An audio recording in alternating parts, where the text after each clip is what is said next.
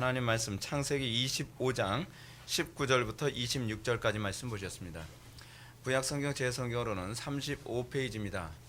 구약성경 35페이지 창세기 25장 19절부터 26절까지의 말씀 찾으셨으면 제가 봉독하겠습니다.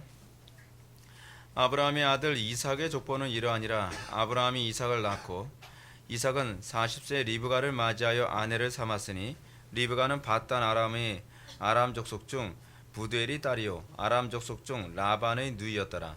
이삭이 그의 아내가 임신하지 못하므로 그를 위하여 여호와께 간구하매 여호와께서 그의 간구를 들으셨으므로 그의 아내 리브가가 임신하였더니 그 아들들이 그 태 속에서 서로 싸우는지라. 그가 이르되 이럴 경우에는 내가 어찌할꼬 하고 가서 여호와께 묻자온대 여호와께서 그에게 이르시되 두 국민이 내 태중에 있구나. 두 민족이 내 복중에서부터 나누이리라. 이 족속이 저 족속보다 강하겠고 큰 자가 어린 자를 섬기리라 하셨더라. 그 해산 기한이 찬즉 태 쌍둥이가 있었는데 먼저 낳은 자는 붉고 전신이 털옷 같아서 이름을 에서라 하였고 후에 나온 아우는 손으로 에서의 발꿈치를 잡았으므로 그 이름을 야곱이라 했으며 리브가가 그들을 낳을 때 이삭이 60세였더라. 아멘. 이 시간은 창세기 126번째 강의가 되었습니다. 기도와 하나님의 나라라는 제목으로 하나님 말씀 증거하도록 하겠습니다. 기도와 하나님의 나라. 뻔한 질문 한번 하고 말씀을 시작하겠습니다. 기도란 무엇입니까? 우리는 뻔한 질문인데 뻔한 질문을 들었을 때 그 뻔한 질문에 뻔하게 대답을 잘 못합니다. 기도란 무엇인가 아는 것 같은데 정작 얘기하려고 하면 기도가 그러면 우리 소원을 하나님께 올려드리는 거 아닌가요? 이 정도밖에는 우리가 좀 대답할 만한 게 별로 없습니다. 근데 이 말이 맞는 얘기이기도 하고 틀린 얘기이기도 합니다. 이것이 성경적이기도 하고 비성경적이기도 합니다. 이런 대답이 다 있나? 근데 이런 대답이 이게 제 주특기입니다. 여러분들 이유 갖다 붙여봐야 소용없어요. 근데 이게 성경에서 주로 나오는 접근 방식이기도 합니다. 성경이 가지고 있는 아주 좀 독특한 특징이 있다면 성경은 균형입니다. 이 인간이 타락하고 난 이후에 인간에게 나타나는 가장 치명적인 문제는 무엇이냐면 인간이 좌로나 우로나 한쪽으로 자꾸 치우치는 경향성이 있다는 것입니다. 프란시스 쉐이퍼가 얘기하는 것처럼 인간은 타락하고 난 이후에 항상 극단에서 극단으로 움직이는 경향이 있습니다. 신비주의의 진절머리를 느끼면 교조주의로 가고요. 교조주의의 진절머리를 느끼면 신비주의로 갑니다. 신비주의 있는 사람이 교조주의로 가게 되면 신앙의 신비성 자체를 다 부정해서 무조건 이성적으로 무조건 지적으로 신앙생활해야 그것이 옳은 것이라고 생각을 한다면 또 지적인 신앙생활에 지쳐버린 사람이 신비주의로 가면 성경이 가르치는 교리의 탁월함에 대해서 아예 들으려조차도 하지 않는 경향성이 있습니다. 근데 이것이 계속 널뛰듯이 극단에서 극단으로 갑니다. 근데 기독교 신앙이란 무엇이냐면 이 두 가지 요소를 다 가지고 있는 겁니다. 기독교 신앙에는 신비가 있습니다. 그리고 그 신비가 그냥 비합리적인 신비가 아니라 합리성 안에서 나타나는 신비라는 것입니다. 그래서 기도에 관한 제가 성경적 답변을 말씀드린다고 한다면 기도란 우리의 소원을 하나님께 아뢰는 것입니다. 근데 우리의 소원을 하나님께 아뢰는데 이것이 어떻게 비성경적이면서 동시에 성경적일 수 있는가? 우리가 이 부분에 관해서 좀 생각해 보고자 합니다.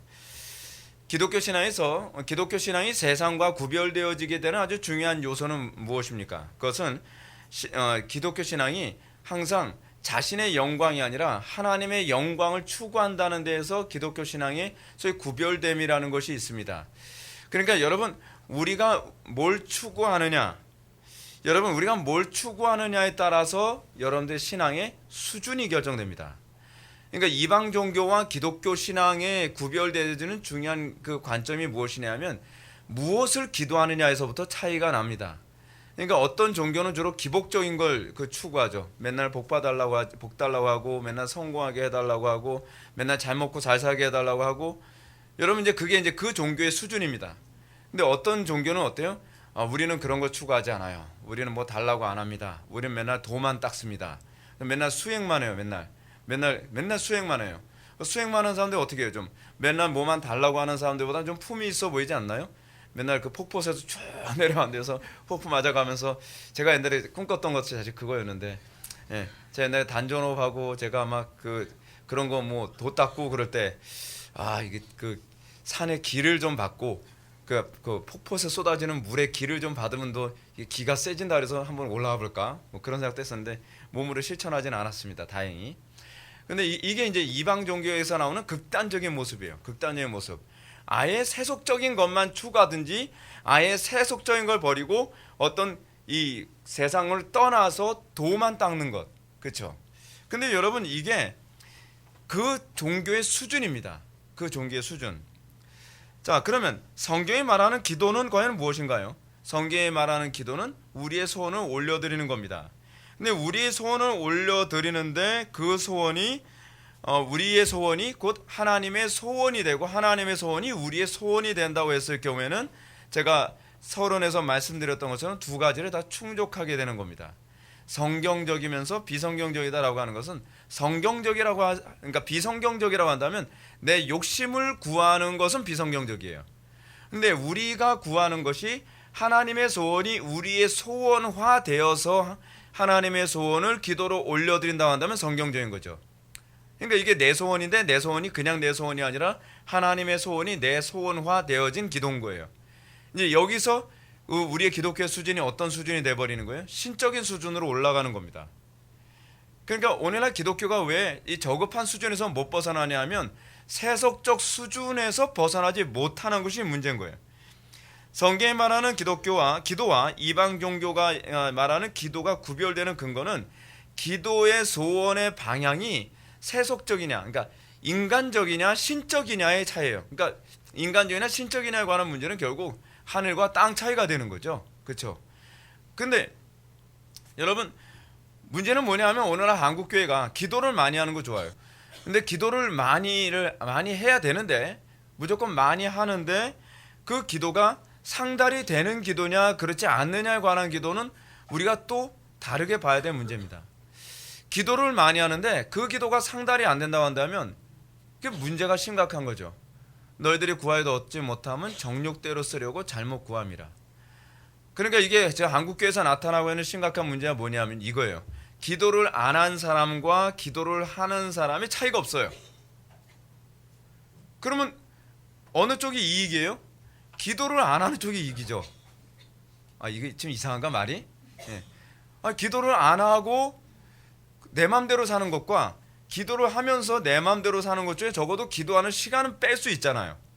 이거 너무 계산적이다. 근데 이게 다 제가 말하고자 하는 의도가 뭔지 아시죠? 다 가짜라는 얘기예요. 저는 제가 여러분한테 말씀드리고자 하는 게 지금 뭐냐면 왜 우리는 우리의 기도를 점검하지 않느냐에 관한 문제예요. 우리는 우리의 기도가 어떤 수준이 성경이 요구하는 기도의 수준은 신적인 수준이에요. 그래서 기도를 제대로 하는 시대가 나타나야 되면 기독교 수준이 영적인 수준이 엄청나진다는 겁니다. 오늘도 같이 식사하면서 이제 그런 얘기 잠깐 했습니다. 우리나라 굉장히 절망적입니다. 근데 우리나라 굉장히 소망이 있습니다. 굉장히 소망이 있어요.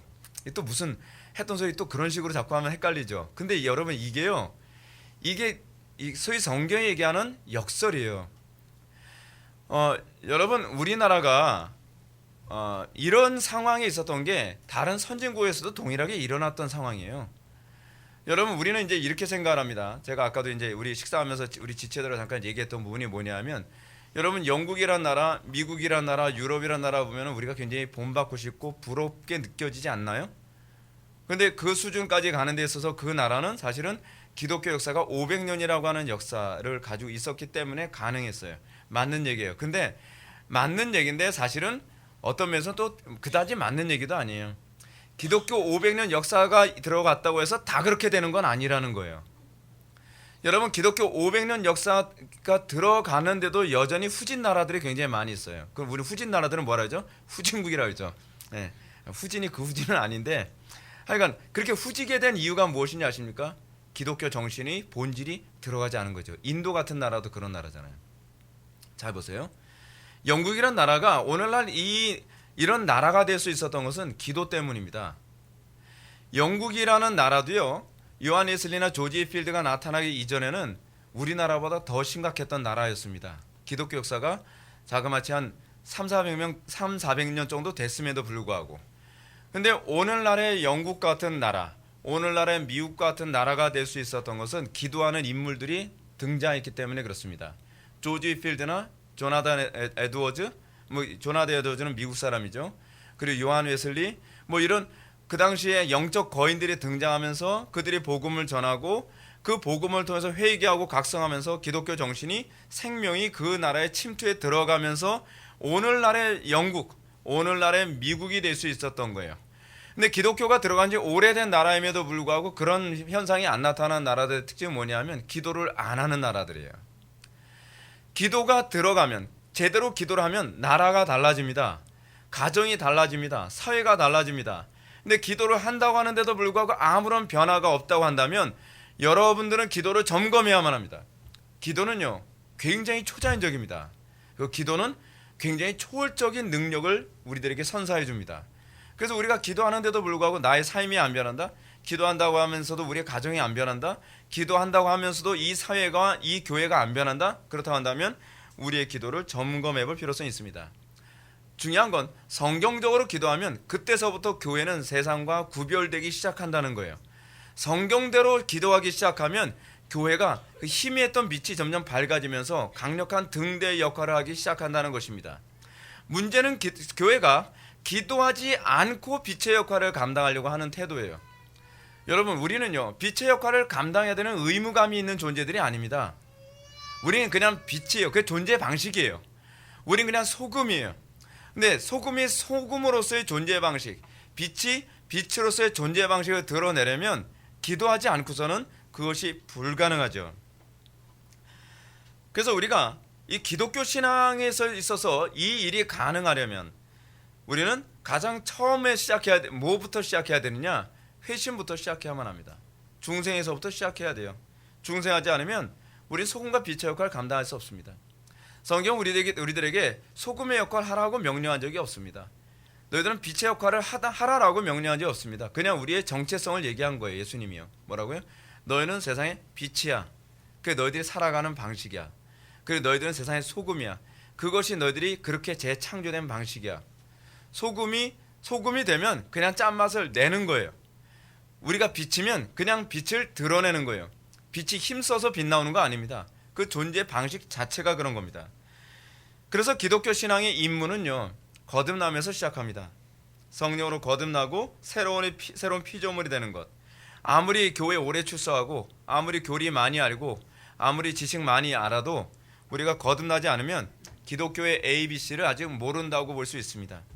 머리로는 알고 있는데 실제로는 아는 것이 전혀 없는 거예요. 그러니까 머리로 새겨진 것과 가슴으로 새겨진 것은 완전히 다른 거죠. 성령으로 거듭나기 전에는 결코 하나님을 알 수가 없습니다.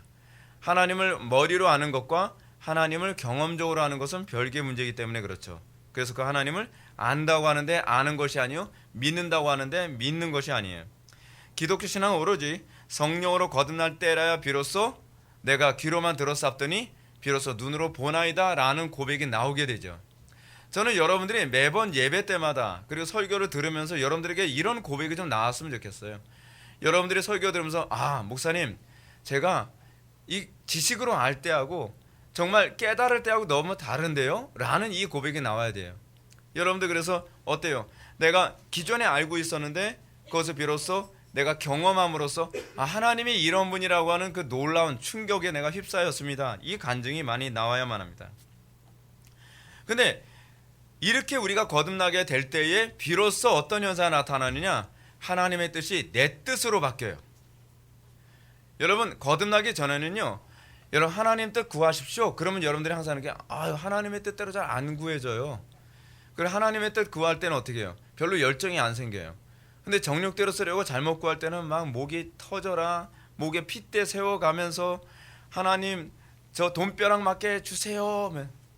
그렇게는 뭐 지치진 않아요. 그런 기도는. 그렇죠? 나 성공하게 해주세요. 잘 먹고 잘 살게 해주세요. 뭐 좋은 대학 가게 해주세요. 그럴 때는 막 정말 있는 힘껏 막 기도를 하는데 그의 나라와 그의 의를 구할 때는 막 졸음이 폭포수같이 쏟아지고 그리고 기도할 의욕이 별로 안 생기는 거예요. 이건 되게 심각한 문제예요. 근데 여러분들 성령으로 거듭나고 여러분들 은혜 받기 시작하면 정반대의 현상이 나타납니다. 하나님의 뜻을 구하기, 성령 안에서 기도하면서 하나님의 뜻대로 구하기 시작할 때는요, 막 가슴이 막 터질 것 같아요. 막 성령이 막 폭포 쏟아 부어지면서 기도에 힘이 납니다. 근데 정욕대로 쓰려고 잘못 구하면 하나님께서 그 기도의 은혜를 확 걷어가니까 기도의 의욕이 안 나요. 하나님께서 그 기도 거절하시는 거거든요. 그렇게 기도하셔야 돼요. 그러면서 우리의 기도가 정말 하나님께서 인도하시는 기도로 따라가면서 어떻게 해요? 우리의 기도가 이방 종교의 기도와 근본적인 구별이 일어나고 그 구별을 통해서 교회의 수준이 달라지는 거죠. 성도의 삶의 수준도 달라지고 그렇게 되는 겁니다. 그래서 우리가 이제 예수를 제대로 믿고 성령으로 거듭나기 시작하면 예수님이 비로소 한 말이 이해가 됩니다. 너희는 먼저 그의 나라와 그의 의를 구하라.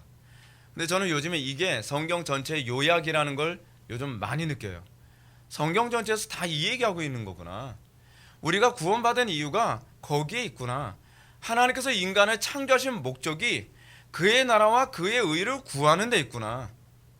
근데 이거를 한 단어로 요약을 하면 뭐예요? 예배예요. 예배. 그러니까 우리는 그걸 위해서 창조된 거예요. 이 땅의 모든 피조물은 그의 나라와 그의 의를 위해서 창조되고 그걸 위해서 우리는 거듭나고 구원받은 거예요. 그래서 우리의 기도는 뭐예요? 그래서 예수님이 이걸 요약하잖아요. 너희는 먼저 그의 나라와 그의 의를 구하라. 그러면 이 모든 것이 너에게 더해 주리라. 이 마태복음 6장 33절은 사실은 주기도문의 요약이죠. 사실 주기도문은 성경 전체의 요약이기도 합니다. 아주 놀라워요. 따라서 성경이 말하는 기도란 엄밀히 말해서 내 만족과 내 유익을 위해서 사용하는 방편이 아닙니다. 성경이 우리에게 요구하시는 기도는 무엇이냐면 하나님의 뜻을 내 뜻화해서 내가 말할 수 없는 탄식으로 성령께 구하게 되는 겁니다. 그래서 로마서 8장 28절에서 뭐라고 얘기해요? 성령이 말할 수 없는 탄식으로 우리에게 구할 바를 알게 하신다 그러죠. 그래서 로이드 존스 목사님이 말씀하셨던 것처럼 에베소서 6장에서도 가장 탁월한 기도를 뭐라고 얘기합니까? 성령 안에서 기도하는 것이다 라고 얘기하고 있는 겁니다. 성령 안에서 기도하면 하나님의 뜻이 내 뜻으로 여겨지고 하나님의 탄식이 내 탄식으로 여겨지며 하나님의 슬픔이 내 슬픔으로 여겨지고 하나님의 기쁨이 내 기쁨으로 여겨지며 그렇게 구하게 됩니다. 그래서 우리가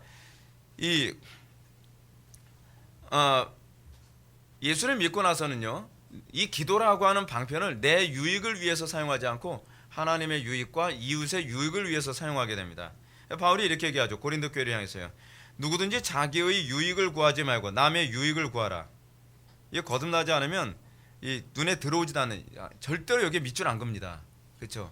근데 거듭나고 나면 여기에만 자꾸 밑줄 그어져요. 밑줄 긋고 또 안 사라지니까 형광펜 긋고 또 그래도 또 안 사라져서 또 기도하면서 어떻게 해요? 또 네모치고. 예. 그럼 제가 보면서 네모치지 말고 좀 순종 좀 해. 그렇게 말하고 싶을 정도로. 또 바울이 또 이렇게 얘기하지 않습니까? 나와 같이 모든 일에 모든 사람을 기쁘게 하여 자신의 유익을 구하지 아니하고 많은 사람의 유익을 구하여 그들로 구원을 받게 하라. 더 나아가 이렇게 얘기합니다. 그 사랑이란 자기의 유익을 구하지 아니하며 라고 얘기합니다. 그러니까 우리가 성령으로 거듭나면 그 다음서부터는 관심사가 달라져요. 거듭나기 이전에는 관심사가 뭐에만 있어요? 나에게만 있어요. 항상 내 유익, 내 만족. 그래서 항상 내 기도 제목이 항상 뭐예요? 자기중심적이죠. 그 이방 종교의 특징이에요. 근데 예수를 믿고 나면, 성령으로 거듭나면 그 다음서부터는 기도가 자꾸 자기 이타적이죠. 그렇죠? 하나님 중심, 이웃 중심. 어떻게 하면 하나님을 기쁘시게 드릴까? 어떻게 하면 이웃에게 유익을 줄 것인가? 그래서 예수를 믿고 나면 안 믿는 사람들과 하고 다른 구별됨이 나타나죠. 구별됨이 나타날 수밖에 없는 건 뭐냐면 관점이 다른 거예요. 자기 중심적 관점에서 타인 중심적 관점으로 바뀌기 때문에 그렇습니다. 그래서 흥미로운 점은 하나님 나라의 성취가 성도들의 간절한 열망 어린 기도를 통해서 이루어진다는 거예요. 우리는 하나님 나라 성취, 그러니까 하나님 나라 신학을 배우다 보면 우리는 자꾸 이런 얘기 됩니다. 하나님 나라 성취를 위해서 여러분 힘써야만 합니다. 그런 얘기 많이 듣는데 하나님 나라 확장은요, 기도부터 시작합니다. 하나님께서는 항상 성도에게 기도하게 하시고 그리고 하나님 나라를 위해서 적당한 일을 행하게 하십니다. 이 순서 바뀌면 곤란해요. 우리는 항상 일적거리에 저지르고 난 다음에 그 다음에 기도하죠. 근데 조지 밀러가 얘기하는 것처럼 기도보다 앞서면 안 돼요. 여러분들 행동과 기도를 이거를 떼서 구분해서 생각하지 마십시오. 행동과 기도는 구분되는 관계가 아니라 선후의 관계입니다. 이 선후의 관계가 바뀌게 되면 이상해지는 거예요. 우리는 항상 행동하고 기도하는 경향이 있죠. 그러면 그건 내일이 되는 거예요. 근데 기도가 행동을 유발하게 만들어야 돼요. 그것이 우리가 하나님 나라의 그 카테고리 안에 내가 있음을 입증하는 거죠. 항상 우리는 기도가 우리를 행동하게 만들어야만 합니다. 우리가 기도합시다 그러면 행동하기 싫어하는 사람들이 주로 하는 표현처럼 생각하는데 그렇지 않습니다. 기도한다는 것은 어떻게 행동할 것인가에 관한 방향성을 하나님께 묻는 겁니다. 근데 우리는 간혹가다 이런 생각을 많이 합니다. 기도 안 하고서도 우리는 하나님께서 원하신 대로 할 수 있을 거라고 생각을 해요. 근데 그렇지 않더라고요. 제가 경험해 본 바로는 저는 제가 생각했을 때 하나님께서 이걸 원하신다고 생각을 하는데 기도해 보면 항상 하나님께서 원하시는 건 다른 방향이라는 걸 느낄 때가 상당히 많이 있어요. 그래서 우리는 항상 기도하고 그 기도가 우리를 움직이게 되는데 순종하는 태도를 견지해야만 합니다. 그래서 항상 하나님께서는 하나님 나라를 이루신 데 있어서 신자에게 기도하게 하시고 그리고 신자를 통해 하나님 나라를 진행시켜 나갑니다. 이 얘기가 이제 요한계시록에서 나오죠. 요한계시록 8장을 보면 일곱째 인을 떼는 장면이 나옵니다. 일곱째 인을 떼는데 하나님께서 이 천사를 통해 이 재앙을 먼저 쏟아붓게 하시는 것이 아니라 하나님께서는 성도들의 기도를 천사들 통해서 올라가게 만들고 제단에 부으면 그 기도가 그 다음에 재앙으로 연결되어집니다. 기도가 역사를 움직여요. 하나님께서 성도들의 기도 없이도 할 수 있죠. 하나님께서 성도들의 기도 없이도 모든 걸 할 수 있지 않습니까? 그런데 하나님께서는 그렇게 안 하기를 작정하셨어요. 하나님께서는 하나님 나라의 재창조 사역에 우리를 쓰기를 원하십니다. 그래서 하나님께서는 우리에게 성령으로 기도케 하시고 그리고 그 기도를 통해서 신자들을 움직이시든지 그렇지 않은 그 기도를 통해서 하나님 나라의 역사가 움직여지도록 그렇게 작정하셨어요. 교회사 안에서도 부흥이 일어날 때 행동이 먼저가 아니었습니다. 부흥이 일어나기 전에는 신자들로 하여금 끊임없이 기도하게 하십니다. 이유를 모르겠어요. 그래서 계속 기도하게 하세요. 그리고 기도하게 하시다가 어느 한 시점 되면 설교자를 통해서 부흥이 일어나기도 하고 하나님께서 특정한 어떤 사람을 통해서 역사를 바꾸기도 하죠. 우리가 또 창세기에서 우리가 노아 사건을 봤던 것처럼 하나님께서 왜 홍수 사건 이후에 노아를 자그마치 350년이라는 기간에 더 살게 하셨다고 제가 말씀드렸죠. 하나님께서는 새로운 역사를 창조하시기 위해 그 기도가 필요했던 겁니다. 그 기도 없어도 되지만 하나님이 전능하시기 때문에 그럼에도 불구하고 하나님께서는 성도들의 기도를 통해서 역사를 진행시켜 나가기로 하셨어요. 그게 신자예요. 그게 신자. 그래서 노아의 기도를 들어서 하나님께서는 새로운 구속사를 시작하시죠. 누굴 통해서요? 아브라함을 통해서. 그렇게 하면서 하나님께서는 새로운 세대를 만들어 가시는 것입니다. 때로는 하나님께서 우리의 기도를 통해서 여러분들은 기도했는데 그것이 어떤 역사가 일어나는지 모르지만 여러분들의 기도를 통해서 위대한 정치가가 나오게 되기도 만들기도 하고요. 여러분들의 기도를 통해서 위대한 목회자가 나타나기도 하고 여러분들의 기도를 통해서 위대한 한 시대의 영적 거인들이 나오게 되기도 합니다. 여러분 그래서 어떤 한 사람이 회심할 때 그 사람의 회심은 그냥 일어나질 않아요. 사도 바울이 베드로가 얘기했던 것처럼 누구는 씨를 뿌리고 누구는 수확하는 일에 참여하죠. 근데 그 씨를 뿌리거나 수확하는 이 과정 안에 누군가는 그 사람의 회심을 위해서 기도를 하고 그리고 우리는 내가 그 기도의 영향력 안에 있는지도 모르지만 순종하여 복음을 전하는 가운데 그가 주께로 돌아오기도 하죠. 그래서 저는 여러분들이 전도를 하는 데서도요 기도하지 않고 전도하는 건 좀 저는 반대입니다. 기도하고 그리고 그 사람을 전도하는 일이 정확해요. 그걸 통해서 하나님께서 원하시는 자들을 주께서 교회로 인도하시고 그들을 통해서 새로운 역사를 진행해 나가시는 것입니다. 오늘 본문도 그런 얘기를 다루고 있습니다. 오늘 본문 19절과 20절 말씀 다 같이 한번 읽어보실까요? 시작.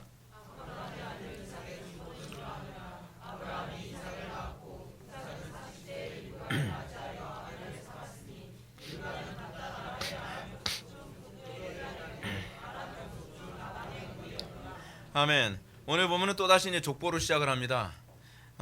물론 우리는 오늘 본문에 나오는 족보 이전에 제가 굳이 강의하지 않고 건너뛴 12절부터 18절까지의 족보도 또 있습니다. 12절부터 18절까지의 족보는 이스마엘의 계보입니다. 근데 이 부분은 뭐 제가 이제 건너뛰고 얘기를 하는데, 이스마엘의 족보는 하나님께서 아브라함에게 17장 20절에서 약속하신 그 약속이 어떻게 성취되었는가를 보여주는 겁니다. 그러니까 하나님께서는 말씀하시면 그 말씀은 절대로 땅에 떨어지지 않습니다. 그래서 성경의 어느 부분에서 하나님께서 이런 말씀하셨다 그러면 성경 어디를 뒤져보면 그 말씀이 성취되는 것이 꼭 나와요. 그게 이제 성경의 특징입니다. 하나님께서 이스마엘을 내쫓도록 아브라함에게 요구하시고, 이 이스마엘을 통해서도 바닷가의 모래 같은 민족을 이룰 것이다 라고 하는 얘기가 17장 20절에 나오는데, 제가 한번 읽겠습니다. 이스마엘에 대하여는 내가 내 말을 들었나니 내가 그에게 복을 주어 그를 매우 크게 생육하고 번성하게 할지라. 그가 12두령을 낳으리니 내가 그를 큰 나라가 되게 하려니와 라고 합니다. 이 이스마엘 족보는 이제 그 하나님의 약속이 그대로 성취됐다는 것을 잘 보여주고 있습니다. 물론 이들의 언약은 이들은 언약 자손은 아니죠. 그럼에도 불구하고 하나님께서 말씀하신 대로 이루어지고요. 또한 이렇게 이루어지게 된 이유 또한 그들 또한 아브라함의 자손이기 때문에 그렇습니다. 언약의 계보는 아니지만 아브라함의 자손이기 때문에 그래요. 이런 배경과 아울러 오늘 본문은 아브라함의 자손으로서 언약의 대를 잇는 후손인 이삭의 계보를 이제 소개하고자 합니다. 우리의 관심이 뭡니까? 우리의 관심은 항상 언약의 계보예요. 하나님께서 어떻게 그 언약의 계보를 진행해 나가시는에 관한 문제예요. 교회도 그렇습니다. 숫자 늘리는 게 교회가 하는 일이 아닙니다. 정말 교회가 관심을 가져야 될 중요한 본질이 뭐냐면, 우리를 통해서 어떻게 하나님의 나라가, 하나님의 역사가 진행되어져 가느냐에 관심을 가져야 돼요. 저는 제가 우리 회복의 교회가 창세기서부터 요한계시록에 나오는 그 중요한 하나님의 구속사의 역사에 부합한 교회로서 기능을 발휘하고 있느냐가 항상 저의 관심사입니다. 우리가 항상 그거에 관심을 가져야 돼요. 하나님 나라의 중요한 그 선한 역사에 우리 참여하지도 않으면서도 숫자 많이 모였고 우리 예배당 크게 졌고, 그거는 바보입니다. 바보예요. 우리는 거기에 마음을 뺏겨서는 안 됩니다. 모세가 이 리브가에 대한 그 부분을 아주 자세하게 언급합니다. 리브가에 대해서 뭐라 얘기하냐면, 바단 아람 족속 중 부드엘의 딸이요 아람 족속 중 라반의 누이다 라고 얘기합니다. 리브가의 출신이 어딘지 모세가 강조하는 이유가 뭐냐면, 리브가가 얼마나 아브라함의 언약을 계승하기에 합당한 여자였는가를 강조하고 싶은 겁니다. 이게 항상 성경의 관심사예요. 그러니까 여러분, 이게 구약이 좀 어렵거든요. 구약이 어려운 이유가 뭐냐면, 구약에서 뭐 자질구레한 얘기가 굉장히 많이 나오는 것 같아요. 근데 이게 자질구레한 얘기가 아니에요. 이 맥락이라고 하는 건데, 큰 물줄기를 보게 되면 여기서 관심을 갖는 건 어떻게 언약이 성취되어져서 진행되어 가느냐를 계속 얘기해 줍니다. 근데 그것이 어디까지 오냐면 우리에게까지 오고 있는 거예요. 그럼 여러분들 관심 가져야 되는 게 뭐예요? 내가 그 언약의 계보 안에, 그 물줄기 안에 내가 발을 담그고 있느냐를 관심을 가져야 되거든요. 근데 상당수 사람들이 내가 그 언약의 계보에 발을 담그고 있는지 관심이 없어요. 그냥 뭐만 관심이 있죠? 이러다 천국 간다면서 그것밖에 생각을 못하는 거예요. 자, 그래서 모세가 여기서 얘기하는 것이 뭐냐면, 모세가 얘기하는 게 이겁니다. 히브리인들, 너희들 지금 가나안 땅 앞두고 있지? 근데 너희들이 관심을 가져야 될 게 이거야. 그래서 가나안 땅에 들어가서 잘 먹고 잘 살고 하는 것이 너희들의 관심사가 아니라, 너희들을 통해서 하나님께서 무엇을 기대하고 있는지, 너희들을 통해서 하나님께서 어떤 역사를 진행해 가고 있는지 그걸 생각하라는 거예요. 여러분, 우리는 회복의 교회라고 하는 교회가 하나님의 뜻 가운데에 설립되었습니다. 그럼 우리가 항상 관심을 가져야 되는 게 뭐죠? 얼마나 많은 사람들이 천국 갈까가 아니에요. 우리 회복의 교회가 하나님의 뜻을 이루어 가는데 얼마나 합당한 길을 가고 있느냐에 항상 거기에 관심을 가져야 돼요. 그게 교회가 존재하는 가치입니다. 세상 사람들 보기에 뭔가 있어 보이는 것이 아니죠. 우리가 이거에 관심 없이 많이 모였다, 뭔가 예배당 크게 졌다, 이런 거에만 관심을 갖는다면 이 뭐가 되는 거냐면, 이 제사에 관심 없고 떡에만 관심이 있는 게 돼버리는 거예요.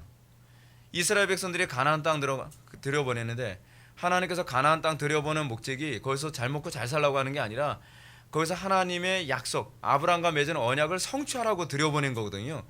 근데 성취에는 관심이 없고 거기서 포도 따먹는 거에만 관심 갖고, 이게 지금 오늘 한국교회의 문제예요. 왜 하나님께서 교회를 부르셨는가? 왜 하나님께서는 우리를 구원하셨는가에 대해서 질문조차도 던지지 않으면 어쩌자는 거죠.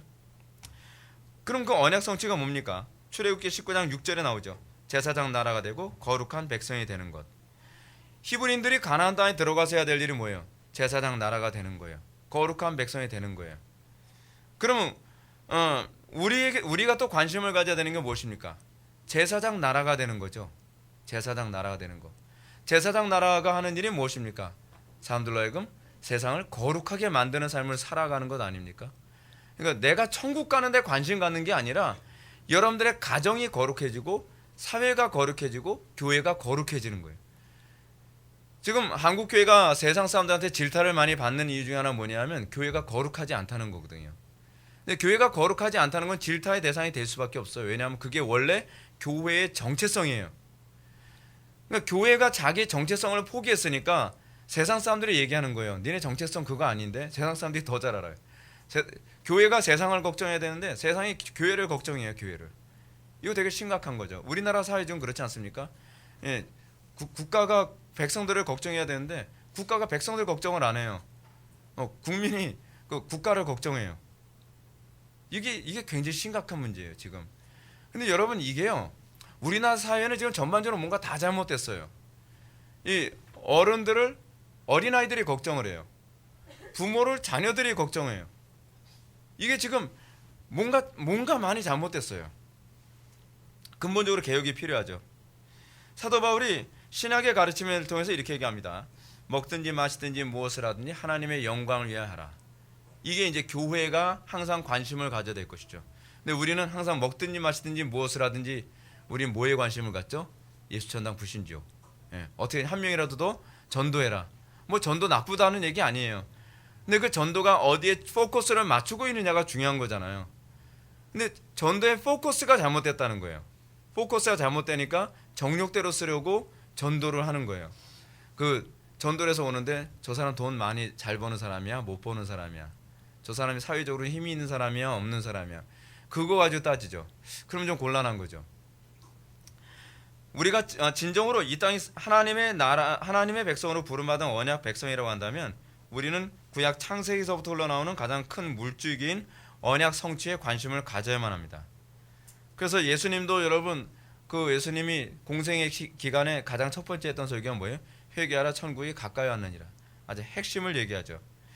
이런 관심사에 대한 측면은 이 세대에 속한 사람들과 하나님께 속한 사람들을 구별하는 시금석이에요.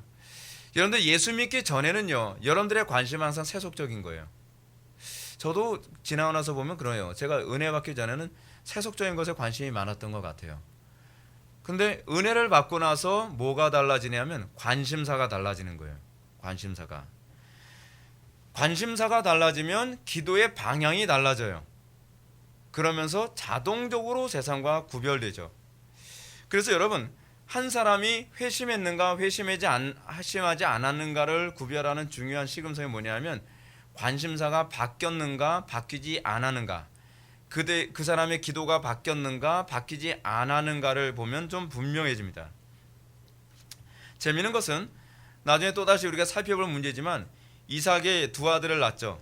두 아들을 낳는데 이삭의 관심사와 두 아들인데 야곱과 에서를 낳죠. 그렇죠? 야곱과 에서를 낳았어요. 근데 야곱의 관심사와 에서의 관심사가 태어날 때서부터 달라요. 흥미롭게도 에서의 관심사가 주로 뭐였죠? 육신적인 거예요. 하나님의 언약의 대를 잇는 데는 관심이 없어요. 그러니까 어느 정도로 관심이 없냐 하면 자기는 장자로 태어났는데 장자로 태어난 것에 대해서 관심이 없어요. 그리고 이 직분을 지켜야 된다는 것에 별로 관심이 없죠. 지금 뭐에 관심이 있어요? 그러니까 떡 먹고 배부른 거에만 관심이 있어요. 기껏 변명한다는 게 뭐예요? 너 장자 명분 왜 팔았어? 하니까 배고파 죽을 뻔했어요. 엄살도. 아무리 배고파도 장자의 명분을 그렇게 헐값에 팔아치울 수 있냔 말이에요. 근데 여러분 이걸 히브리서에서 아주 신랄하게 정죄하죠. 그렇죠? 히브리서에서 뭐라고 얘기합니까? 장자의 명분을 경홀히 여긴 것이라고 얘기합니다. 근데 여러분 야곱은 어떻습니까? 야곱은 일부러 형을 기다리고 있어요. 내가 이거 팥죽 끓여서 죽 써서 남 주더라도 나는 저 명분은 갖겠다는 거예요. 여러분 이거요 대단한 차이입니다. 관심사가 그렇게 달라요. 한쪽은 이걸 손해라고 생각하고 한쪽은 그걸 이익이라고 생각하는 거예요. 여러분 우리는 어떤가요? 우리는 영적인 걸 손해보고 육적인 걸 소유하는 걸 이익이라고 생각하지 않나요? 그래서 우리는 하나님의 영광 팔아치우고 어떻게 해요? 명예 또는 성공 그걸 체득하죠. 그걸 딱 얻는 거예요. 다른 데 가서 하나님의 영광 딱 가리는 행동하면서도 속으로는 거죠. 아 그래도 나 이익이야. 그거 이익 아니에요. 우리는 에서와 같이 망령된 자가 돼서는 안 됩니다. 우리에게서 기독교인이라고 하는 명분은요 장자의 명분이에요. 장자의 명분. 근데 기독교인이라고 하는 장자의 명분을 에서처럼 팥죽 한 그릇에 팔아치우듯이 살아가는 사람들이 얼마나 많은가 합니다. 여러분 신자됨과 신자됨의 아님의 차이는 여기서 있어요. 무엇이 이익이고 무엇이 손해인지 가치관 자체가 다른 거죠. 여러분 이 부분 때문에 에서는 어떠냐면 장자의 명분만 팔아치우는 것이 아니라 언약에 어느 정도로 관심이 없냐면 와이프를 얻어도 이방 여자를 얻어요. 그죠? 심각하게 생각하지 않아요. 근데 야곱은 어때요? 장자의 명분 얻기 위해서 팥죽 팔죠. 그리고 장자의 명분뿐만 아니라 나중에는 이 장자와 관련된 걸 다 얻기 위해서 별의별 것 다 합니다. 그 중에서 와이프를 얻는 것도 이방 여자를 얻질 않아요. 자기가 하나님의 언약의 계보를 잇는 사람이 되기 위해서 모든 걸 다 희생하는 거예요. 그 나중에 어디까지 가요?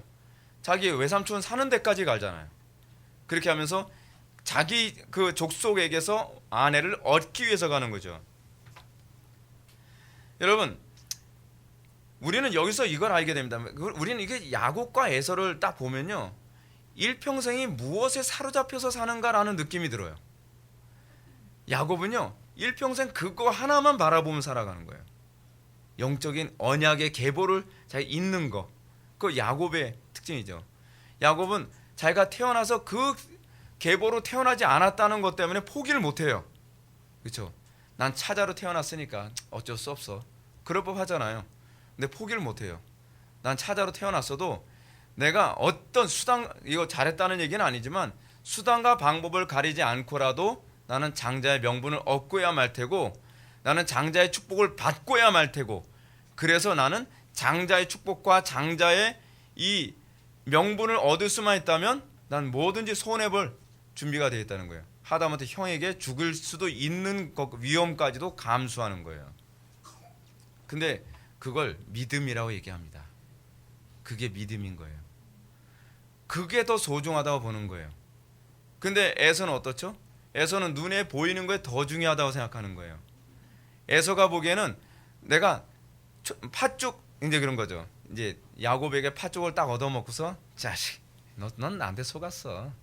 야, 내가 이렇게 말했다고 해서 장자의 명분이 없어지기라도 하겠냐? 자식, 너는 그래도 어차피 나한테 형이라고 부르는 건데 뭐.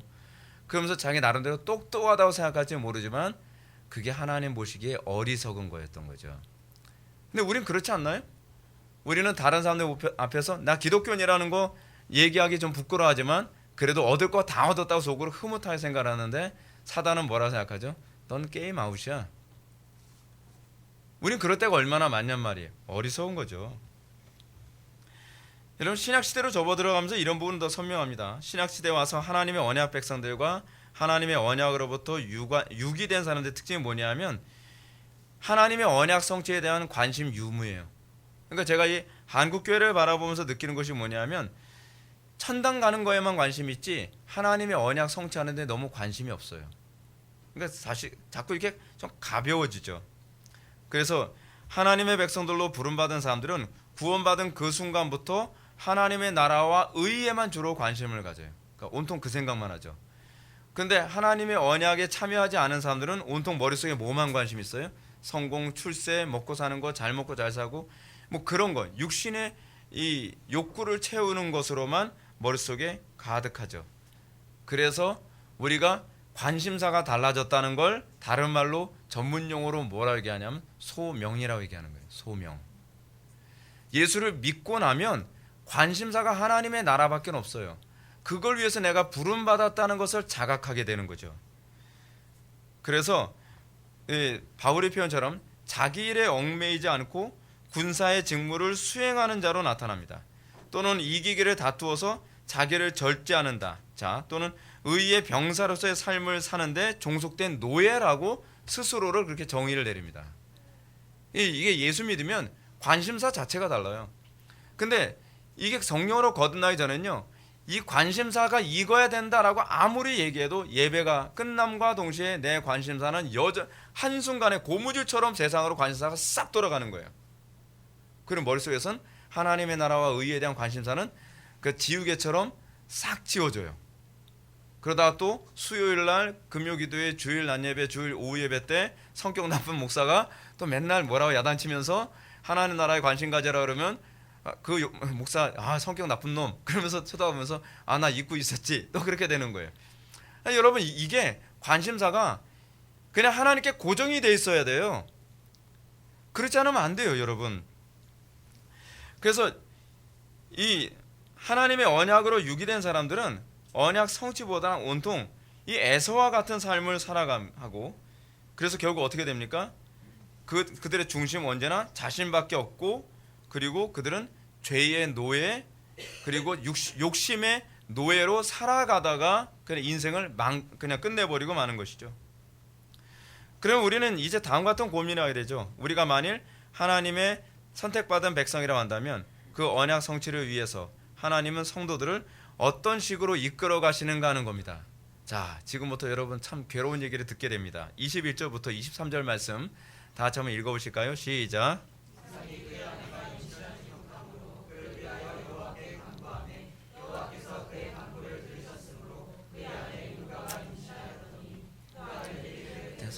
서로 싸우는지라 그가 이르되 이럴 경우에는 내가 어찌할꼬 하고 가서 여호와께 묻자온대 여호와께서 그에게 이르시되 두 국민이 내 태중에 있구나 두 민족이 내 복중에서부터 나누이리라 이 족속이 저 족속보다 강하겠고 큰 자가 어린 자를 섬기리라 하셨더라. 아멘. 여러분, 이 창세기 강해를 이제 듣다 보면은 하나님의 백성들한테 좀 나타나는 좀 그 안타까움이 있습니다. 뭐냐면 이렇게 인생이 되는 게 없어요. 예. 아니, 아브라함이 딱 본토 친자 아비 집을 떠나가면 그 다음서부터 막 일사천리로 모든 게 다 잘 돼야 되잖아요. 근데 75세에 본토 친자 아비 집을 떠나는데 애 하나 임신하는 것조차 안 돼가지고서 몇 년을 기다려요. 25년을 기다려요. 25주도 아니고 25년을 기다려서 나이 100세 때 아들을 얻잖아요. 언약의 백성을. 근데 25세 때 백성 얻었으면 그 다음에 임신이라도 그 다음에 아들이라도 빨리 결혼해서 손자라도 빨리 보면 좋잖아요.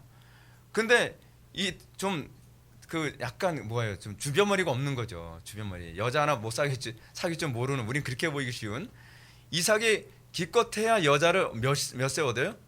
40세 돼서 여자를 얻어요. 그러니까 여러분이나 저 같으면 어떻게 했어요? 아브라함이는 알레니 죽지. 저런도 100세에 낳았더니 결혼도 이제야 40이나 돼가지고 하고, 근데 그리고 나서 애도 못 낳아요. 애도 못 낳아서 몇 세 애를 낳죠? 60대에서 애를 낳아요. 그러면 여러분 아브라함 마음이 어떻겠습니까?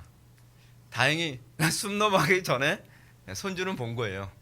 그 아브라함이 75세 때 세상 떠났으니까요. 아이, 내가 손주구나. 그러지 않겠어요? 여러분, 이게 왜 예수 믿는다고 하면서 그 믿음의 조상이라고 하면서 이렇게 힘들까요? 얼마나 괴로웠을까요? 아브라함이 얼마나 괴로웠겠어요? 결혼하면 금방 애를 낳을 줄 알았더니 20년이나 걸려서 그 다음에 애를 낳는 거예요. 여러분, 우리 여기서 한 가지 좀 던져야 될 질문이 있습니다. 복이 뭡니까 도대체? 세상 사람들은 아브라함 보면서 야, 예수 믿는다면서 하나님 믿는다면서 너 진짜 지질이 복도 없다. 하나님 믿는다고 하면서 자식은 제대로 얻은 게 뭐가 있어? 100세 때 기껏 하나 낳고 하나 낳은 그 자식이 기껏해서 결혼한다는 것도 나이 40이나 돼서 노총각. 그때는 완전 노총각이거든요. 완전 노총각이에요. 지금 우리나라 때 그 관점에서 보면 안 돼요. 그런데다가 노총각도 참 안타까운데 애를 자그마치 60대에서 애를 갖는다고 생각합시다. 20년이나 지나서요. 그런 주변 사람들이 아브라함 보고 복받은 사람이라고 얘기하겠나요? 아니겠죠. 그건 우리 생각하고 너무 다르죠. 근데 여러분, 우리는 자꾸 선입견을 생각하는 경향이 있어요. 예수 믿으면 형통하고, 예수 믿으면 잘 되고, 예수 믿으면 자녀들도 다 서울대학 가고, 예수 믿으면 다 건강하고, 예수 믿으면 뭐 다산다복, 그리고 떵떵거리면서 부잣집을 살라고. 성경을 보세요. 성경을. 실제로 아브라함이 그랬는지, 이삭이 그랬는지, 야곱이 그랬는지, 우리는 어떤 특수한 케이스만을 스탠다드로 삼죠. 스탠다드로요. 그러면 여러분, 우리는 여기서 질문을 던져야 됩니다. 왜 하나님께서는 아브라함을 이렇게 힘들게 살게 만드실까요? 세상 사람들이 보기에는 아브라함은, 그리고 이삭은 복받은 사람 같이 보이지가 않아요. 그 당시에는 뭐가 복이었냐? 다산이 복이었어요. 오죽 다산이 복이었으면 다산의 신까지 나왔잖아요. 다이아나 같은. 다이아나 신이 어때요? 다이아나 그 신상 보게 되면은 가슴이 막 몇 개죠? 뭐 열 몇 개 이렇게 달려 있는. 그 정도 이제 다산의 신을 그렇게 숭배할 정도였거든요. 근데 너무 애를 못 낳는 거예요. 애를. 물론 뭐 그 1+1으로 나오긴 했지만, 그쵸? 쌍둥이 나왔잖아요. 그죠? 근데 그렇게 봤을 때에 우리는 아브라함이 별로 복이 없는 사람, 이삭도 별로 복이 없는 사람처럼 보일 수 있죠. 그래서 우리는 어떤 사람은 불법한 방법으로 안락함과 행복을 찾기도 합니다. 나는 복받지 못했나 봐. 그래서 불법한 방법, 인위적인 방법을 자꾸 사용하죠. 근데 잠언은 이렇게 얘기합니다. 악인의 형통한 것은 다 죄니라.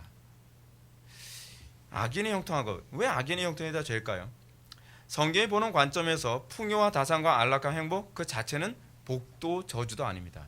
중요한 건 그게 어떤 과정을 통해서 우리에게 주어졌느냐가 복이냐 저주냐를 규정하죠. 자, 한 가지만 더 생각해 보겠습니다. 그것은 우리가 때론 저주처럼 보이는 가난, 고난, 불행을 통해서 어떤 사람은 하나님과 더 가까워지는 경향이 있어요.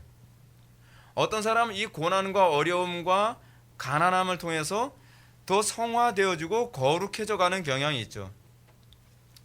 우리는 이것을 통해서 무엇이 복인지를 좀 더 새롭게 알아가게 됩니다. 여러분, 우리 주변에 세상적으로 뭐 형통하고 잘 먹고 잘 살고, 그리고 아무 걱정 없이 살면서, 좀 이런 표현이 좀 죄송하지만 인간 쓰레기처럼 살아가는 사람들을 보면서 그 복 받았다고 얘기 안 하죠. 예. 성경에서 얘기하는 복의 개념이 뭐죠? 하나님과 동행하는 게 복입니다. 여러분, 왜 우리에겐 고난이 그치지 않을까요? 이유가 있어요. 고난이 없으면 우리는 자꾸 세상적으로 기울어 가거든요. 고난이 없으면 기도 안 하려고 해요. 고난 없으면 하나님이 없이도 살 수 있다고 생각을 해요. 그래서 하나님께서는 하나님의 백성들이 항상 하나님과 동행하는 복을 받도록 하기 위해 싫지만, 사실 하나님도 싫어하시죠. 그런데 그의 자녀들에게 고난이라는 것을 주시죠. 그러니까 저도 이 고난의 문제 때문에 굉장히 극심하게 고민할 때 읽었었던 책이 C.S. 루이스의 고난의 문제라는 책을 제가 읽었었거든요. 근데 C.S. 루이스의 고난에 관한 그 책이 뭐 그걸 영화로도 만들어서 나오지 않았나요? 그러니까 C.S. 루이스도 이 고난의 문제가 자기한테는 너무 괴로운 문제였던 거예요. 근데 여러분, 분명한 거는 그리스도인들에게 고난이 없으면 하나님과 가까워질 수 없다는 것 또한 사실이라는 겁니다. 이건 인정하지 않을 수가 없어요. 따라서 오늘날 세상 사람들이 경건하게 살아가는 성도들에게 물질적 어려움 또는 건강의 이상, 가정의 행복이 깨어지는 외적인 현상만을 보고서 이런 질문하죠. 야, 너 예수 믿는다는 게 왜 이렇게 살아? 예수 믿으면 잘 먹고 잘 살고 형통하고 행복해야 되는 거 아니야? 그 부분 때문에 우리는 굉장히 침체되고 괴로워하고 낙심하게 되죠. 근데 장기적으로 봅시다. 멀리 봅시다. 그랬을 때 우리는 악인들이 그 형통이 저주였다는 것을 알게 될 때가 옵니다. 성도가 고통 가운데 있지만 도리어 그것이 복이라는 것을 알게 됩니다. 간혹 가다가 이제 저희 아버지가 저한테 이런 얘기합니다. 너무 가난해서 별로 이렇게 공부 많이 못 시키고 너무 가난해서 잘 못해준 거 좀 미안하다, 이런 얘기 하실 때 제가 아버지한테 그런 얘기해요. 그러지 마세요. 저한테는 재산이 가난이었어요. 가난이 아니었으면 제가 오늘의 제가 있을 수 없었거든요. 가난 아니었으면 제가 이렇게 기도 안 했거든요. 가난 아니었으면 이렇게 생각을 많이 하지 않았을 거예요. 풍요롭고 넉넉하고 고민 없으면 사람은 본성적으로 생각 안 해요. 생각하는 거 피곤하거든요. 근데 어렵고 힘들고 가난하다 보니까 처음에는 하나님께 대한 원망, 그리고 세상에 대한 탄식, 그러면서 생각이 굉장히 많아지면서 하나님께 매달리고 그러면서 복을 경험하게 되는 거죠. 이런 차원에서 우리는 이삭이 왜 이런 고통을 당했어야만 했는지를 알 수 있습니다. 이삭이 받은 것은, 이삭에게 고난이 온 것은 사실은 C.S. 루이스의 표현처럼 복을 주시기 위한 포장이죠. 고난은 그거라고 하는데 적절한 표현이라고 생각합니다. 소위 복을 주기 위한 포장, 그것이 고난이라는 거죠. 그것은 그가 이 고난을 통해서 아버지 아브라함이 하나님과 맺은 복된 언약에 참여하게 됐다는 겁니다. 그러므로 이삭이 결혼하여 20년이 다 되도록 대를 이을 아들을 얻지 못한 것은 아브라함과 하나님과 맺은 그 언약과 직접 관련을 맺고 있습니다.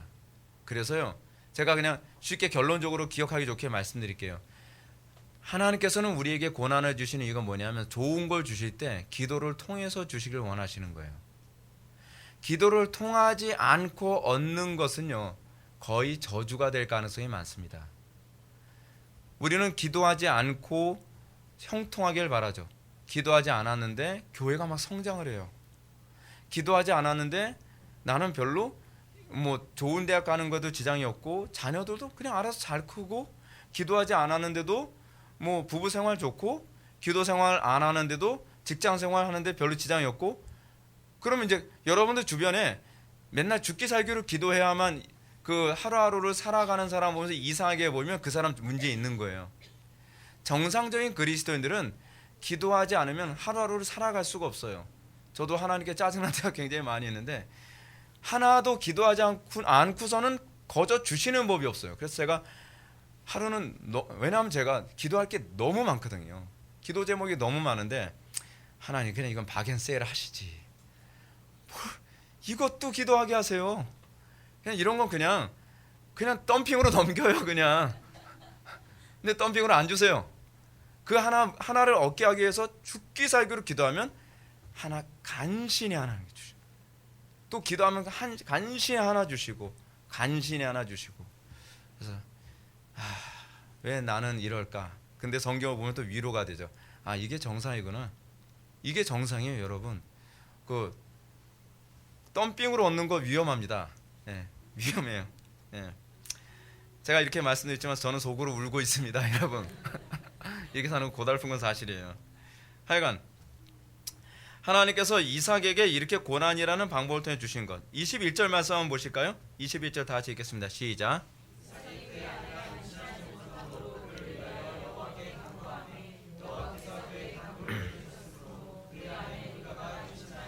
아멘.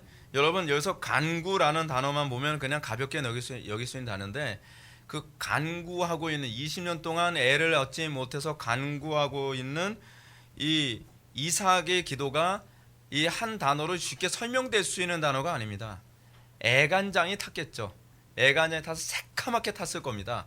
그렇게 애간장 타서 간구함에 여호와께서 그의 간구를 들으셨으므로 리브가가 임신하였더라. 물론 때가 돼서 임신한 것도 맞아요. 근데 그 때가 돼서 임신하게 될 때에 하나님께서 사용하시는 방식이 간구라는 거예요. 그러니까 여러분들 이거 잘 아셔야 돼요. 하나님께서는 작정한 때가 되면 그것을 주세요. 근데 그것을 주시는데 자연인들에게는 기도하지 않고서도 때가 되면 주시는데 우리는 기도하는 과정을 통해서 때가 되게 하신다는 거예요. 이게 신자와 불신자의 차이예요. 성도가 하나님으로부터 하늘의 각양 좋은 것을 공급받게 하는 방식이 그거예요. 그래서 여러분 세상 사는 거 고달프다 힘들다, 여러분 그거 그냥 감사하셔야 돼요. 복이라고 생각하셔야 돼요. 그 과정을 통해서 하나님을 만나는 기회로 삼고, 그리고 정말 기도는 그렇게 배우는 거예요. 기도는 애간장타게 하나님을 붙잡고 매달리면서 하나님께서는 하늘의 각양 좋은 것을 이렇게 주시는구나 라고 하는 걸 알게 되는, 이 간증하게 될 때 여기서 믿음이 자라게 되는 겁니다. 오늘 보면 이삭이 그녀를 위하여 여호와께 간구하며, 재밌죠? 그녀를 위하여. 그러니까 진짜 애간장 탄 건 리브가였다는 거예요. 리브가 뭐였다는 거죠? 미칠 것 같았다는 거예요. 애를 낳지 못해서. 그래서 허구거나 이것 때문에 부부싸움을 했는지 어떤지 우리는 미스테리라서 알 수 없지만 굉장히 이 이삭도 스트레스를 굉장히 많이 받은 거예요. 그래서 그녀를 위해서 여호와께 간구하며 여호와께서 그의 간구를 들으셨으므로 그 아내 리브가가 임신하였다고 얘기합니다. 리브가 임신은 일반 사람들이 생각하는 것처럼 결혼했으니까 당연히 임신하는 그런 평범한 삶이 아니에요. 그거 사소한 것, 남들에겐 당연한 것이 리브가에게는 기도하지 않으면 얻을 수 없었던 거예요. 여러분, 이게 복이라는 걸 아시기 바랍니다. 남들에게는 남들은 그냥 예수 안 믿어도 행복한 가정 되는데 왜 우리의 가정은 꼭 기도해야만 행복해지는 거야? 그게 복이에요. 남들은 기도 안 해도 건강한데 왜 나는 기도를 해야만 건강해지는 거야? 그게 복이에요. 남들 자녀들은 기도 안 해도 그냥 멀쩡하게 잘 크고 좋은 대학 가고 그리고 착하고 잘 크는데 왜 우리 아이들은 이렇게 못돼 먹게 태어나가지고 기도해야 잘 되는 거야? 이게 복인 거예요. 아멘 안 하죠? 그럴 줄 알았어요. 예, 아멘 하고 싶지 않은 부분이니까. 예. 근데 여러분 그게 성경의 가르침이에요. 인정하고 싶지 않지만 그래서 우리는 매 순간마다 하나님의 주권을 인정하게 돼요. 이 모든 것이 하나님으로부터 주어지는 거구나. 이게 남들처럼 그냥 우연히 주어지는 것도 아니고 때가 되면 주어지는 것이 아니라 하나님께서는 우리의 기도를 통해서 주시는구나. 그걸 통해서 이것이 하나님 손아귀에 있다는 것을 알게 되는 거예요. 그렇지 않으면 우리 인정 안 해요. 바보같이 왜 그걸 못해? 바보같이 왜 그거 하나 못 얻어? 왜 바보같이 행복한 가정 하나 못 이루고 자식 하나 못 얻는 거야? 내 바보 같은 게 아니에요. 네가 봤을 땐 바보 같지만 우리는 비로소 하나님을 바라보게 되고 이 모든 것이 하나님으로부터 온다는 것을 우리는 아는 거예요. 차원이 다른 거예요. 차원이. 우리가 훨씬 더 복된 거죠. 그래서 모세가 말해주고 싶은 핵심이 이겁니다. 이삭이 리브가와 결혼한 시기가 나이 40세임을 밝히고 리브가가 야곱과 에서를 얻게 된 시기를 나이 60세라고 밝힘으로써 하나님으로부터 오는 각양 좋은 것이 기도라는 과정을 통해서 주어진다는 것을 이스라엘 백성들에게 알려주고 싶은 것입니다. 몇 년을 기도했을까요? 20년을 기도한 거예요. 20년을. 하나님의 언약 성취는 틀림없이 성도의 애간장 타는 간절한 기도를 통해서 진행되는 겁니다. 평범한 기도가 아니에요. 이 기도를 히브리어로 부르짖었더라 차크 또는 자크라고 하는 단어를 사용하는데 이 단어는요 스트레스의 극에 달해서 하나님 아니면 안 됩니다라고 매달리는 수준이거든요. 그리고 그 기도를 통해서 그래서 여러분 요한계시록에서 뭐라고 표현했죠? 성도의 눈물 어린 기도라고 얘기하는 거예요. 성도의 눈물 어린 그 기도가 하나님 나라의 역사를 진행시켜요. 그러니까 마치 하나님 나라의 수레바퀴가 움직여지는데 그 수레바퀴가 그냥 움직여지는 것이 아니라 성도들이 애간장 타는 기도가 수레바퀴를 움직이는 엔진 역할을 하는 거예요. 그러면서 하나님의 나라 역사는 천천히 계속 움직여 나가는 거죠. 이런 기도는 그냥 나오지 않죠. 왜냐하면 우리는 본성적으로 간절해지지 않습니다. 이게 우리의 특징이에요. 우리는 본성적으로 낙관적이에요. 우리는 본성적으로 기도하지 않고 살려고 해요. 그래서 하나님께서 우리를 간절하게 만들기 위해서 우리는 본성적으로 간절하지도 않고 하나님 앞에 교만하고 진지하지도 않기 때문에 진지하지 않은 우리를 진지하게 만드시고 간절하지 않은 우리를 간절하게 만드셔서 기도할 수 있는 합당한 그런 성능으로 만들어 놓고 기도하게 만드시는 거예요. 그래서 하나님께서는 어쩔 수 없이 기도라는 수단을 고난이라는 수단을 사용하는 겁니다. 이 고난을 통해서 성도를 간절하게 하고 진지하게 기도하는 법을 배우게 하는 거예요. 한 10년을 이렇게 시달리고 죄송합니다. 시달리는 게 10년을 그렇게 살고 나서 보니까 이제 무릎 꿇으면 웬만하면 그냥 간절한 기도가 그냥 오토매틱으로 나와요. 여러분들 조금만 기다리세요. 한 10년 정도, 20년 정도만 달달 볶이면 이제 딱 무릎 꿇으면 자동적으로 간절한 기도가 막 나와요. 예. 아픈 얘기예요. 그렇게 해서 하나님께서는 역사를 진행해 나가십니다. 이런 사실은 사무엘을 아들로 얻었던 한나의 기도를 통해서도 알 수 있죠. 하나님께서는 사무엘 그냥 주시면 되잖아요. 근데 사무엘을 그냥 주시지 않으셨어요. 하나님께서 얼마나 이 간절한 기도를 요구하셨냐면 하나님께서는 이 그냥 다른 여자들처럼 그냥 때 돼서 결혼해서 아들을 주시면 좋은데 그렇지 않고 남편이 다른 여자를 하나 더 얻게 만드시죠. 분인나라고 하는 또 다른 아내가 있습니다. 그런데 하나님은 이상하게도 경건한 한나에게 분인나라고 하는 성격 나쁜 여자를 같이 붙여주셨어요. 근데 이 성격 나쁜 분인나가 계속 한나를 괴롭게 만드는 거예요. 너무 괴로워서 미칠 정도로 괴롭게 만드는 거죠. 얼마나 학대를 받았는지 한나의 적수였던 분인나의 학대가 날이 갈수록 커져서 한나가 기도를 하면서 어떻게 해요? 이 마치 그녀가 술 취한 줄로 생각할 정도로, 누가요? 엘리 제사장이 한나가 술 취해서 기도한 그 취해 있는 것처럼 보일 정도로 그렇게 기도하도록 만드신 거예요. 그게 무슨 얘기냐면 다른 사람은 의식하지 못할 정도로 하나님만 의식했다는 거예요. 그러니까 엘리 제사장이 와서 쳐다보고 있는지 어떤지도 모르는 거냐. 너무 괴로우니까 하나님 저 이렇게 학대받고 고통받고 괴로운다는 거 아시죠? 저 분인 내가 진짜 아들을 낳으면 내가 부자 안 들어가고 닌자 안 들어가고 나자 안 들어가는 자식을 내가 이름을 짓겠다 이런 생각이 들 정도로 저 괴로워요. 막 이렇게 기도를 한 거죠. 근데 그 정도 기도 됐을 때에 하나님께서 응답하시는 거예요. 여러분 기도는 그렇게 배우는 겁니다. 저도 그렇게 배웠습니다. 근데 이런 개념이 모세의 탄생과 메시아의 탄생에서도 그대로 나타나죠. 모세의 탄생이 어떻게 해요? 애굽의 가혹한 학대와 그 학대에서 너무 시달린 히브리인들의 기도를 통해서, 또 예수님의 탄생도 어떻습니까? 때 되면 예수님 탄생하시는 건데도 그냥 탄생하는 것이 아니라 이 수천 년에 걸친 이스라엘의 경건한 백성들의 이 메시아 달라는 이 기도를 통해서 메시아가 등장하게 되는 겁니다. 성도들에게 이 땅에 살면 어쩌면 복받지 못한 사람들의 삶처럼 보일 수 있습니다. 남들 보기에는 고달프죠. 아니 남들은 편안하고 순탄하게 살아가는데 왜 너는 인생 살아가는 게 이렇게 고달퍼? 너는 인생 살아가는 게 왜 하나도 그냥 거저 넘어가는 것 없어? 어저께 제가 하나님 앞에 하소연했던 얘기 하나 해드릴게요. 하나님, 저는 왜 산을 넘으면 더 큰 산을 준비시키시죠? 이게 제가 어저께 하나님께 제가 불평했던 부분이에요. 저도 이렇게 살아요. 저라고 이렇게 천사처럼 사는 게 아니거든요.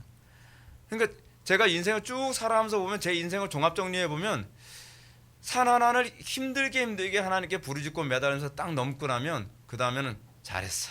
자, 다음 코스 더 큰 산을 준비하시는 거예요. 그리고 그 다음 코스 더 큰 산, 더 큰 산, 더 큰 산. 왜 하나님께서는 나를 이렇게 살게 만드시는가요? 근데 그래서 하나님을 좀 더 많이 알아요.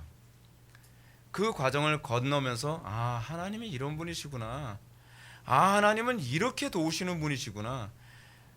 계속 알아가는 과정이에요. 근데 그 산을 넘기 전에는 하나님이 왜 이런 산을 또 준비하고 계신지 매번 납득을 못 하겠어요. 매번요. 근데 그게 우리가 복을 받는 방식이죠. 하나님과 동행하는 방식이에요. 그것이 우리가 하나님의 위로를 받는 또 다른 방식이에요. 그러므로 성도들에게 고난은 하나님께서 복을 주시는 또 다른 방식이라는 것을 기억하시기 바랍니다. 하나님께서 하나님 나라의 역사를 진행해 나가실 때 성도들이란 간절한 기도를 사용하시고 역사를 진행시켜 나가십니다. 그래서 우리로 하여금 하나님 나라의 그 엄청난 역사, 구속사의 역사, 그리고 시작과 끝이라고 하는 하나님의 이 재창조의 역사의 중요한 맥락을 그런 기도들로 채워 나가십니다. 그런 기도들을 통해서 하나님께서는 역사를 진행시켜 나가시고, 그래서 우리가 하나님의 재창조 사역에 참여하도록 만드시는 것입니다. 사랑하는 성도 여러분, 우리는 복에 대한 정의가 좀 달라져야 될 것 같습니다. 세상 사람들처럼 형통하고 고민 안 하고 그리고 풍요롭고 그리고 그냥 일사천리로 하나님 없이도 살 수 있는 인생이 결국 복된 삶은 아닙니다. 어디 가서 여러분 나는 기도 안 해도 뭐 사는데 지장 없던데, 난 기도 안 해도 나는 그렇게 고달프게 안 살던데, 난 기도하지 않아도 별로 뭐 문제 없는데, 그거 그렇게 하고 다니지 마세요. 여러분들이 정말 고민해야 될 건 나는 왜 그런 기도를 통해서 하나님께 나아갔던 경험이 없는가를 고민하셔야만 합니다. 그리고 나에게 현재 일어나는 삶 속에서 이것이 내가 하나님을 만나는 또 다른 기회이고 또 다른 하나님의 선물이구나 라고 하는 것을 우리가 발견할 수 있어야만 합니다. 그 가운데서 그리스도인들은 어딜 가든지 이 세상에 복의 근원이 되어져 가는 법을 터득해야 됩니다. 강해지는 것이죠. 여러분들에게 이 놀라운 복이 저와 여러분들에게 항상 주어지기를 주님의 이름으로 축원합니다. 기도하시겠습니다. 사랑이 많으신 하나님, 기도가 왜 중요한지 다시 한번 깨달았습니다. 그리고 하나님께서 우리를 어떻게 기도의 사람으로 만들어 가시는지 다시 한번 깨닫게 됩니다. 하나님께서 우리에게 허락하여 주신 모든 환경 가운데에 우리가 기도로 주님을 만나는 기회로 삼을 수 있는 믿음과 지혜를 허락하여 주시고, 그래서 삶 속의 그 매 순간순간마다 하나님께서 이 모든 것을 공급해 주심을 고백할 수 있도록 은혜 베풀어 주옵소서. 예수님의 거룩하신 이름으로 기도 올렵나이다. 아멘.